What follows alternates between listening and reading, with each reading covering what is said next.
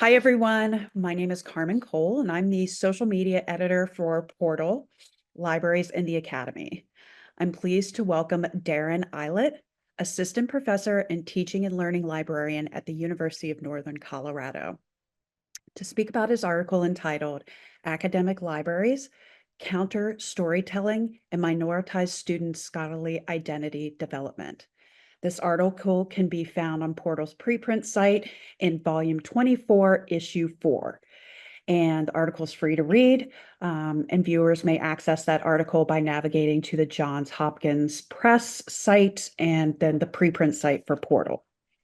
So, Darren, let's get started. Please give us a summary of your article.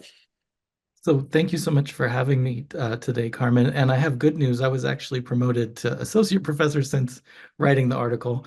So Congratulations. thank you very much. Yeah. So this article focuses on minoritized students and their journey in coming to think of themselves as scholars.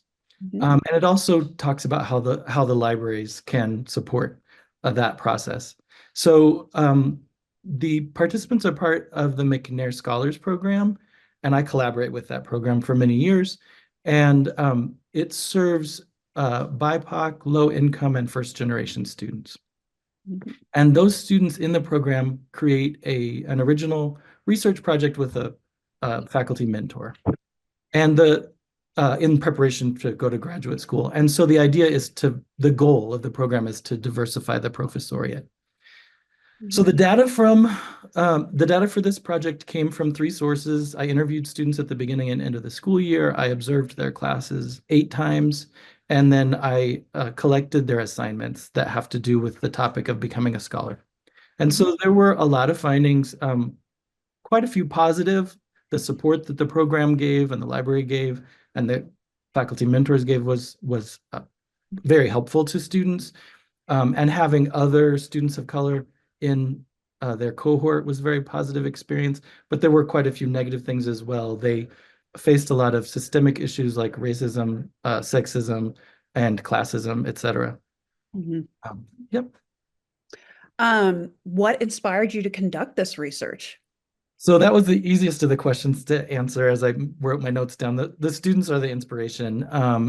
They, for years, they've been telling me about their experiences, both positive and negative, and their frustrations with academia. Mhm. Um, so I felt that it was really urgent to share what they were telling me with my colleagues so that I could combat deficit thinking in librarianship.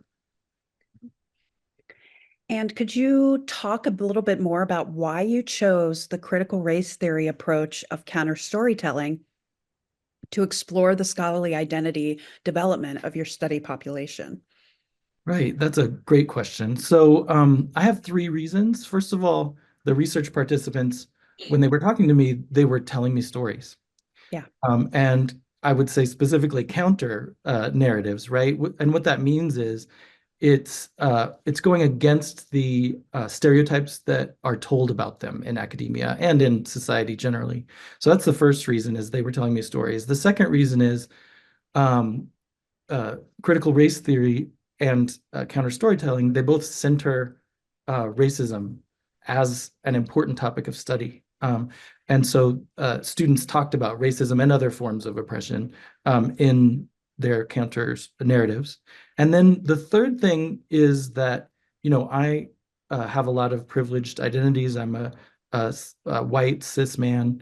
And so I feel like this work and this approach lets me do my part in working with minoritized students to combat those systemic issues that we talked about earlier. Mhm. So those were the three reasons. And what is the big takeaway from your article for Portal readers? I'm going to cheat and give two.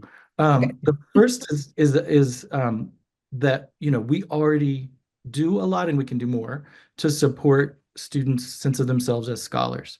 And so, obviously we can teach information literacy skills and concepts, but we can also make space for them to think about what it means to shift. Often they were talking about moving from a student to a scholar. Um, Mhm. and uh, and we can also celebrate their accomplishments And so there's many ways we can give them space in the libraries and stuff that we already do, and we can ramp those things up. But this is the second takeaway.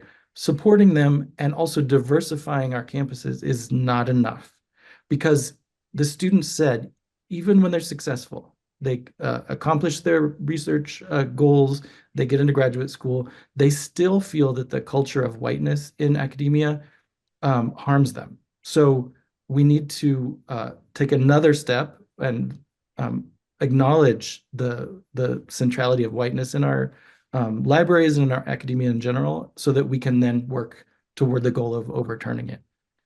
Absolutely.